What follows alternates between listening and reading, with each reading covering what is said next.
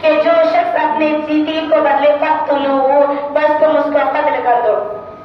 سب سے پہلے تو میں تبارک و تعالیٰ کا شکریہ ادا کرنا چاہوں گی کہ اس نے مجھے اس بابرکت محفل میں آپ سبھی کے سامنے کچھ کہنے کی توفیق عطا فرمائی، اور تبارک و تعالیٰ کا شکر و احسان ہے کہ اس نے ہمیں بے شمار نعمتوں سے نوازا اور انگیت نعمتیں عطا کی۔ تو ان نعمتوں کو ہم شمار میں بھی نہیں لا سکتے۔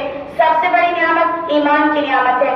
یہ وہ نعمت ہے جس سے بڑی کوئی نعمت نہیں، یہ وہ دولت ہے جس سے بڑی کوئی دولت نہیں، یہ وہ نعمت ہے جسے خود اللہ کے حبیب مصطفیٰ آپ صلی اللہ علیہ وسلم نے اپنے چاچا ابو طالب کے لیے مانگا۔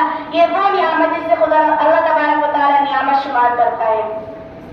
آج ملزم سازش کے تحت مسلم نوجوان لڑکیوں کو نشانہ بنایا جا رہا ہے، انہیں ٹارگیٹ کیا جا رہا ہے کہ کس طرح انہیں دین سے گمراہ کیا جائے، کس طرح ان کو اسلام سے بیزار کر کے ارتداد کے اندر مبتلا کیا جائے۔ کیا مسلم لڑکیاں مندر میں شادی کرنا اخبار کی سرخیاں ہے، سرخیاں کہ یہ مسلم نوجوان لڑکیاں معزز سامیات، یہ وہ لڑکیاں ہیں جنہیں ہم نے اسلام کی شہزادی بنایا، جن کی پاکدامنی کا ہم نے درس دیا، جن کی پرورش کرنا ہم نے والدین کے لیے دوزخ سے نجات کا سبب بنایا۔